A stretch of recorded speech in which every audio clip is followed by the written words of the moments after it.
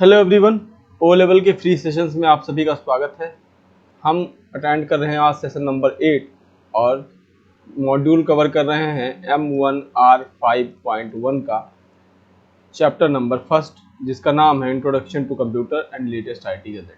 Present किया जा रहा है मेरे यानी कौशल श्रीवास्तव द्वारा, और जिस चैनल पर आप इसे देख रहे हैं उसका नाम है कोडसेल इंडिया। जैसा कि मैंने पहले आपसे डिस्कशन कर रखा है कि एजेंडा क्या होगा इस पूरे सेशन का, तो हमने बात कर रखी थी इंट्रोडक्शन की, इवोल्यूशन ऑफ कंप्यूटर की, आईटी गैजेट और उनके एप्लीकेशंस की, बेसिक हार्डवेयर और सॉफ्टवेयर की जानकारी ली थी, कंप्यूटर कंपोनेंट की बात कर ली थी, मेमोरी स्टोरेज की बात कर ली थी, सॉफ्टवेयर टाइप्स की बात कर ली थी, open sources and proprietary software की बात कर ली थी। आज हमें बात करनी थी मोबाइल ऐप्स की। हमने बात कर ली थी टाइप ऑफ कंप्यूटर की, टाइप्स ऑफ कंप्यूटर्स की भी। तो आज हम बात करने जा रहे हैं मोबाइल एप्लीकेशन। इसमें हम देखेंगे कि मोबाइल एप्लीकेशन आज के डिजिटल वर्ल्ड में कहाँ कौन कौन से मोबाइल एप्लीकेशन जो है वो पॉपुलर हैं। तो सबसे पहले एप्लीकेशन की बात कर लेते हैं, नाम है भीम यूपीआई। आप सभी ने कभी ना कभी इसका इस्तेमाल किया है। इसकी टैगलाइन है मेकिंग इंडिया कैशलेस, ठीक है। और इसका नाम है भारत इंटरफेस फॉर मनी, जो इसका फुल फॉर्म है। और ये डिजिटल वॉलेट की तरीके से भी इस्तेमाल किया जा सकता है। एक एप्लीकेशन है जो मनी ट्रांसफर के लिए या मनी रिसीविंग के लिए एक बैंक से दूसरे बैंक के बीच में इस्तेमाल किया जाता है। अब इसके क्या क्या फीचर्स हो सकते हैं कि हम सेंड कर सकते हैं, रिक्वेस्ट कर सकते हैं मनी के लिए। बहुत सारे अलग अलग भाषाओं में अवेलेबल है, सेफ और सिक्योर है, और साथ साथ फ्री ऑफ कॉस्ट है, मतलब इसमें कोई अलग से चार्जेस नहीं लगेंगे। आप इसमें अपने कार्ड को लिंक कर सकते हैं, रुपे कार्ड को लिंक कर सकते हैं, स्कैन करके पे कर सकते हैं, मतलब आप क्यूआर स्कैन को पे कर सकते हैं, क्यूआर स्कैन के थ्रू पे कर सकते हैं। क्यूआर का मतलब होता है क्विक रिस्पांस। और अलग अलग जो बिल मॉड्यूल्स हैं उनके थ्रू आप पेमेंट कर सकते हैं। बैलेंस चेक कर सकते हैं अपने अकाउंट को ऐड करके, ठीक है। ट्रांजेक्शन्स की ट्रैकिंग कर सकते हैं, साथ साथ जो भी डिजी साथी की सर्विसेज हैं उनको अवेल कर सकते हैं। तो इसे डेवलप किया गया था, यूँ कहे कि ऑफर किया गया एनपीसीआई द्वारा, national payment corporation of India, ठीक है। दूसरा एप्लीकेशन जिसके बारे में आपको जानना चाहिए वो है आयकर सेतु। तो आयकर सेतु बेसिकली इनकम टैक्स डिपार्टमेंट लेके आया था, और इसका जो बेसिक इन्फॉर्मेशन, आप यूँ कहें कि इसका जो बेसिक यूज़ है वो है टैक्स रिलेटेड क्वेरीज को रिसॉल्व करने के लिए, ठीक है। तो ये हेल्पफुल है, मतलब अगर आप कहें टैक्स ऑनलाइन टैक्स पेमेंट के लिए या इनके पैन अकाउंट को ऐड करने के लिए, इन सब के लिए जो है वो आपको आयकर सेतु का इस्तेमाल करना चाहिए। यहाँ से आप टैक्सेशन ऑफ इंडिया के बारे में कुछ जानकारी भी ले सकते हैं, जो एक फीचर है टैक्स ज्ञान नाम से, ठीक है। पैन टैन की बात कर सकते हैं, टैक्स टूल्स को जान सकते हैं, अगर कोई प्रॉब्लम है तो उनके सॉल्यूशन से पूछ सकते हैं, ठीक है। रिटर्न पेमेंट कर सकते, रिटर्न भर सकते हैं अपना, आईटीआर रिटर्न की बात हो रही है, और टीडीएस या ट्रेस को देख सकते हैं यहाँ पे। तो ये सारे एप्लीकेशन आपको इस तरीके से देखने को मिलेंगे। डेवलप किया गया, जैसा कि मैंने बताया, इनकम टैक्स डिपार्टमेंट से द्वारा। नेक्स्ट एप्लीकेशन है आरोग्य सेतु। आरोग्य सेतु बेसिकली कोविड-19 पैंडेमिक केसेस को ट्रैक करने के लिए बनाया गया था, जो कहा गया था कि इसके थ्रू ब्लूटूथ कम्युनिकेशन के थ्रू लोग आइडेंटिफाई करते थे कि आसपास केसेस हैं कि नहीं। आई होप आपने कभी ना कभी इसका इस्तेमाल जरूर किया होगा। इस ऐप को डेवलप किया गया था हेल्थ डिपार्टमेंट ऑफ इंडिया के द्वारा, कि लोगों की हेल्प की जा सके, ठीक है। इसमें क्या था कि आप रिस्क को सेल्फ एसेस कर सकते थे। अगर आपको कोविड का इश्यूज आ रहे हैं तो आप प्रिकॉशनरी मेजरमेंट उसके थ्रू देख सकते थे, ठीक है। आईसीएमआर के अप्रूव्ड लिस्ट लैब्स के बारे में जानकारी ले सकते थे, इनके हेल्पलाइन नंबर थे जो कोविड अपडेट देते थे, ठीक। हाई रिस्क वाले एरियाज में की जानकारी ये देते थे। साथ साथ इसमें जो है आपकी वैक्सीनेशन की इंफॉर्मेशन भी थी, मतलब यहाँ से आप रजिस्टर कर सकते थे, उसके सर्टिफिकेट को ले सकते थे, बाकी सारे काम कर सकते थे। इनका यूटिलाइजेशन अभी भी कहीं कहीं कुछ कॉन्सेप्ट में इस्तेमाल होता है, लेकिन अब थोड़ा कम हो रहा है। एक है उमंग ऐप। ये गवर्नमेंट ऑफ इंडिया के बहुत सारे एप्लीकेशंस का कोलेबरेशन है। इसका फुल फॉर्म है unified mobile application for new age governance. इसको हम ई गवर्नेंस के तौर पे देख सकते हैं। इसमें PAN card linking, passport creation, Aadhaar card, Bharat gas like gases की बात हो, सीबीएसई आईसीएसई की बात हो जाएगी, ईपीएफओ की बात हो, इनकम टैक्स की बात हो, पीएम जय या पीएमए, तो ये सारी चीज, आरोग्य योजना की बात हो रही है, पीएमएवाई मतलब आरोग्य योजना। तो इसको जो है डिजिटल इंडिया को प्रमोट करने के लिए इस एप्लीकेशन को बनाया गया था। इसमें खास बात यह है कि this application bring different government services under one umbrella. एक सिंपल रूफ के अंदर बहुत सारी गवर्नमेंट सर्विसेज आपको देखने को मिलेंगी, ठीक है। लोकल बॉडी भी, या यूँ कहें कि स्टेट गवर्नमेंट भी इसमें अपनी सर्विसेज को ऐड करवा सकती थी। बहुत सारे अलग अलग एप्लीकेशन को इंस्टॉल करने से की अपेक्षा आप कह सकते हैं कि आप सिंगल एक एप्लीकेशन के थ्रू वो सारा काम कर सकते थे। इसको पब्लिश किया गया था ministry of electronics and information technology मीटी द्वारा, जो नाइलिट की बैकग्राउंड संस्था भी कही जाती है, NIELIT, ठीक है, नाइलिट के पीछे जो बैकग्राउंड संस्था। और अलॉन्ग और इसे जो मैनेज किया जा रहा है वो नेशनल ई गवर्नेंस डिवीजन द्वारा किया जा रहा है। अब बात कर लेते हैं एम आधार की। एम आधार बेसिकली EKYC और KYC के वेरिफिकेशन के लिए इस्तेमाल किया जाता है। एम आधार में क्या है कि आप इसका इजी एक्सेस ले सकते हैं, अपने डेमोग्राफिक अपडेट डिटेल को अपडेट कर सकते हैं, आधार कार्ड को मैनेज कर सकते हैं, फैमिली मेम्बर्स को ऐड कर सकते हैं या जो भी उनको कहे मैनेज कर सकते हैं। आप EKYC और QR कोड भी जनरेट कर सकते हैं, अपने आधार कार्ड को लॉक अनलॉक करवा सकते हैं, आप UID या EID को रिट्राइव कर सकते हैं, जनरेट कर सकते हैं वर्चुअल आईडी को, आधार को रिप्रिंट करवा सकते हैं, ठीक है। एनरोलमेंट सेंटर के बारे में जानकारी ले सकते हैं, आधार को जोड़ सकते हैं, सिंक कर सकते हैं, हिस्ट्री अपडेट कर सकते हैं, कोई रिक्वेस्ट है तो उसकी रिक्वेस्ट चेक कर सकते हैं, कोई QR है तो उसके थ्रू आप स्कैन करके इंफॉर्मेशन ले सकते हैं, अपने आधार को ईमेल और मोबाइल नंबर के थ्रू वेरीफाई कर सकते हैं, ऑफलाइन SMS सर्विस को इनेबल कर सकते हैं, TOTP भी आप यहाँ से कर सकते हैं, और साथ साथ अपॉइंटमेंट बुक कर सकते हैं। तो ये बहुत सारी भारतीय भाषाओं में अवेलेबल है। मेरे ख्याल से 12 भारतीय भाषाएं इसमें ऑलरेडी अवेलेबल हैं और बाकी भारतीय भाषाएं जल्दी ही आ जाएंगी। जैसा आपको पता है कि 8th शेड्यूल में हमारे पास 22 लैंग्वेजेस हैं, है ना, तो वो 22 लैंग्वेजेस पॉसिबली जल्दी ही इन पे अवेल हो जाएंगी। अगला एप्लीकेशन है एम परिवहन। एम परिवहन जो है वो NIC द्वारा डेवलप किया गया था, नेशनल इंफॉर्मेटिक्स सेंटर द्वारा। बेसिकली ये RTO रीजनल ट्रांसपोर्ट ऑफिसर्स और उनकी व्हीकल्स को ट्रैक करने के लिए किया जाता है। तो इसमें क्या है कि RC और DL की इंफॉर्मेशन आप देख सकते हैं, ठीक है। आप कोई रिपोर्ट करना चाहें एज ए सिटीजन तो वो कर सकते हैं, व्हीकल की एज देख सकते हैं, रजिस्ट्रेशन अथॉरिटी देख सकते हैं, अगर टैक्स है व्हीकल का तो उसे आप सबमिट कर सकते हैं, और ई-सारथी सर्विसेज ले सकते हैं जो इसमें है, अपने किसी भी गाड़ी के ऑनर का नेम जान सकते हैं, मॉडल देख सकते हैं, फ्यूल टाइप देख सकते हैं कि कौन से टाइप का फ्यूल आपके वाहन में इस्तेमाल हो रहा है, ठीक है। व्हीकल की क्लास देख सकते हैं किस टाइप की व्हीकल है, आपके आसपास जो RTO है उनके बारे में जानकारी ले सकते हैं, और व्हीकल स्टोरिंग इंफॉर्मेशन को भी एक्सेस कर सकते हैं। तो हम एम परिवहन के बारे में ये कह सकते हैं कि एक ऐसी अम्ब्रेला सर्विस है जो बहुत सारे सर्विसेज को इनेबल कराती है, जिसमें ये सारी सर्विसेज तो इंक्लूड है ही। बाकी अगर आप व्हीकल्स के बारे में कोई भी जानकारी लेना चाहते हैं तो आप इस जैसे चालान जो भी अपडेट होते हैं वो सब आपको एम परिवहन पे आपको देखने को मिल जाएंगे।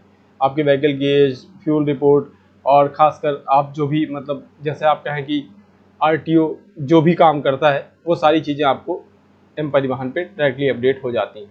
तो अब आपको फिजिकली डॉक्यूमेंट लेके मूवमेंट करने की ज़रूरत नहीं है, आप डायरेक्टली उस पर सर्च कर सकते हैं और डिटेल्स आपको मिल जाएंगे। फिर एक एप्लीकेशन है मदद। इसको मिनिस्ट्री ऑफ एक्सटर्नल अफेयर द्वारा डेवलप किया गया था। तो ये कंज्यूमर सर्विस है जो कि प्रोवाइड करती है इंडियन एम्बेसीज को कनेक्ट करती है फॉरेन लोकेशंस के, और ये लॉन्च किया गया था ग्रीवेंसेस को सॉर्ट आउट करने के लिए। मतलब जो आपके कह सकते हैं कि आप किसी भी दूसरे देश में रह रहे हैं तो उसमें जो है जो भी आपके इश्यूज आ रहे हैं उनको ट्रैक करने के लिए, उनको सॉल्व करने के लिए इसका इस्तेमाल किया जा रहा है, ठीक। जो भी ग्रीवेंसेस आप वर्क करेंगे, जैसे बहुत सारे फॉरेन लैंड पे बहुत सारे वर्कर्स हमारे यहाँ से जाते हैं तो उनके साथ कोई अब्यूज़ हो रहा है, ठीक है, या कोई इश्यूज आ रहे हैं जो उनको वहाँ टैकल करने में इशू हो रहा है, दिक्कत हो रही है, तो वो क्या कर सकते हैं कि मदद एप्लीकेशन के थ्रू वो हेल्प ले सकते हैं इंडियन एम्बेसी से। मदद से रिलेटेड एक एप्लीकेशन और है जिसका नाम है रेल मदद। और इसमें जो है वो क्या कर सकते हैं कि आप शिकायतों की जानकारी देख सकते हैं, शिकायतें कर सकते हैं बेसिकली, ठीक है। और फील्ड अधिकारियों से कनेक्टिविटी रहती है, तो जल्दी से यूँ कहें कि उसको सॉर्ट आउट करने की कोशिश करते हैं। हालांकि इन्होंने एक ट्विटर का भी कॉन्सेप्ट निकाला था कि आप ट्वीट कर दें तो वो डायरेक्टली आपको जल्दी से जल्दी सर्विसेज प्रोवाइड कराने की कोशिश करते हैं, ठीक। ये अलग अलग तरीके की सुरक्षा और सहायता सेवाओं के लिए नंबर बताता है, साथ साथ आपकी मदद करने के लिए बनाया गया है, तो इसलिए इसका नाम रेल मदद है। अगला है माई गवर्नमेंट ऐप। तो माई गवर्नमेंट ऐप का जो बेसिक मोटो है, be an active partner of in nation building. तो नेशन बिल्डिंग में जो भी हमारा पार्टनरशिप प्रोग्राम होगा उसमें आप अपना योगदान दे सकते हैं। बेसिकली गवर्नमेंट ये कह रही है कि आप अपनी बात भी रख सकते हैं गवर्नमेंट के सामने। अब government app offer the platform of citizen engagement. It encourage direct citizen participation by offering a venue of posting comment related to the policies and other initiative। तो गवर्नमेंट की कोई पॉलिसी आपको समझ में आ रही है जिसमें आप कुछ सुझाव देना चाहते हैं तो आप इस वेबसाइट पे जाके इस एप्लीकेशन के माध्यम से दे सकते हैं। ये directly I think government of India की वेबसाइट मतलब mygov.in से कनेक्ट होती है, और वहाँ पे आपको जो भी सर्विसेज या जो भी आपके ओपिनियंस हैं वहाँ पे आप पोस्ट कर सकते हैं। जो भी सर्विस आपको चाहिए आप वहाँ एक बार रिक्वेस्ट कर सकते हैं। कोविड-19 पेंडेमिक जब आया तो ये जो है नेशन वाइड और वर्ल्ड स्टेट वाइड जो है पेशेंट डेटा भी स्टैटिक्स जारी कर रही थी, और इसके साथ साथ ये अपडेट होती रहती है जो भी इंडियन पॉलिसीज़ यूज़ की जाती हैं। इसमें क्या हो सकता है कि इसमें आप क्या कर सकते हैं, कोई लाइक ओपिनियन दे सकते हैं, उसको डिस्कस कर सकते हैं, पोल और सर्वे भी पार्टिसिपेट कर सकते हैं, अपना ब्लॉग लिख सकते हैं, जनरल टॉक पे भी अपना पार्टिसिपेशन देख सकते हैं, इनोवेशन चैलेंजेस को देख सकते हैं, प्लेज ले सकते हैं, बहुत सारे प्लेजेस होते हैं, ठीक है। और उसके बाद इसमें बहुत सारी क्विजेस आती हैं टाइम टू टाइम, तो क्विजेस में भी पार्टिसिपेट कर सकते हैं। अगला है एम पासपोर्ट। बेसिकली जैसा इसका नाम है, पासपोर्ट सेवा ऑफर करता है और इसे CPB द्वारा लाइक ऑफर किया जा रहा है। तो इंडियन गवर्नमेंट का मिनिस्ट्री ऑफ एक्सटर्नल अफेयर जो है वो consular passport and visa division से इसको कनेक्ट करता है। तो जो भी आपको पासपोर्ट बनवाना है या पासपोर्ट की फ़ीस है, तो आप पासपोर्ट सेवा केंद्र और बाकी दुनियादारी से भटकने से अच्छा है कि आप डायरेक्टली यहाँ से अप्लाई कर सकते हैं और पासपोर्ट रिलेटेड सर्विसेज को अवेल कर सकते हैं एक पर्टिकुलर जगह बैठ के। PMO इंडिया ऐप, इसे बेसिकली क्या कह सकते हैं कि प्राइम मिनिस्टर से डायरेक्टली कनेक्ट करने के का एक बहुत बढ़िया माध्यम है। 13 लैंग्वेज में अभी अवेलेबल है ना। इस पर PMO से रिलेटेड जैसे PM की मन की बात हो गई या उनके जो भी स्पीचेस हैं उसमें आपको कोई इनिशिएटिव समझ में आ रहा है तो आप उसमें अपना आइडिया भी दे सकते हैं। बहुत समय समय पे PM आइडिया मांगते भी हैं कि जब वो मन की बात करने वाले होते हैं तो उससे पहले वो कहते हैं कि अपने आइडियाज़ जो है वो सबमिट कीजिए, तो आप इस एप्लीकेशन पे जाके सीधे इंटरेक्ट कर सकते हैं। अगला एप्लीकेशन है डिजी लॉकर। जैसा कि नाम है डिजी लॉकर, दैट मीन्स कि ये एक डिजिटल लॉकर के रूप में इस्तेमाल होगा जिसे डेवलप किया गया है ministry of electronics and information technology MeitY द्वारा, और ये डिजिटल इंडिया इनिशिएटिव का एक पार्ट है।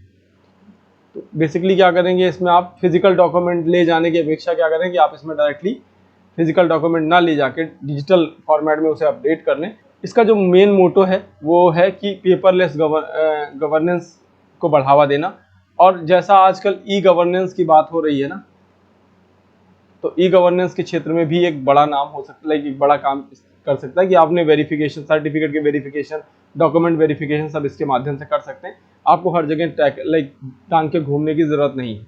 कैसे कर सकते हैं कि आधार कार्ड के थ्रू लॉगिन कीजिए, अपने डॉक्यूमेंट अपलोड कीजिए और व्यू करिए उन डॉक्यूमेंट्स को जो भी डिपार्टमेंट ने उसे इशू किया है, और उसके बाद डिजिटली साइन करवा लीजिए। फिर आप जहां आप जाएं तो आपको फिजिकल डॉक्यूमेंट के बजाय सिर्फ आप शेयरिंग पे काम कर सकते हैं, वहां जाके डायरेक्टली आप इसे शेयर कर सकते हैं इसके थ्रू, ठीक। एक बार आपने इसमें अपने डॉक्यूमेंट सेव कर दिया और उसका डिजिटल साइन ले लिया तो फिर आप कहीं भी एक्सेस कर सकते हैं with the help of mobile device. और इसमें ई-पाठशाला डेवलप किया गया है NCERT द्वारा, है ना। तो इसमें जो है आपको NCERT की सर्विसेज देखने को मिलती हैं, खासकर बुक्स, क्विजेस, ठीक है। और इसके अलावा आप ये कहें कि क्लासरूम, ट्रेडिशनल क्लासरूम को जो है वो मोबाइल में लाने की कोशिश करी। एक एप्लीकेशन है दीक्षा। तो दीक्षा प्लेटफॉर्म है, बेसिकली गवर्नमेंट ऑफ इंडिया का एक प्लेटफॉर्म है जो कि टीचर लीडरशिप और ट्रेनिंग के काम आता है। उसमें लेसन प्लान और टीचर टूल्स के लिए भी बहुत सारी कंटेंट हैं, एक्सप्लेनेशन कंटेंट हैं, उसमें बहुत सारे कोर्सेज भी हैं। ठीक, प्रैक्टिस और होमवर्क के लिए भी बहुत सारे क्वेश्चंस आपको देखने को मिलेंगे वहाँ पे। क्वेश्चन बैंक है, एग्जाम प्रिपरेशन की बात हो रही है, असेसमेंट की चीज़ें भी वहाँ आपको देखने को मिलेंगी, क्विजेस के लिए भी चीज़ें आपको वहाँ पे देखने को मिल जाएंगी। तो दीक्षा इंफ्रास्ट्रक्चर इस तरीके से है। इसमें जो है वो टीचर ट्रेनिंग का भी प्रोग्राम है, जो कि ट्रेनिंग देते हैं, ऑनलाइन सर्टिफिकेट देते हैं। तो इस तरीके से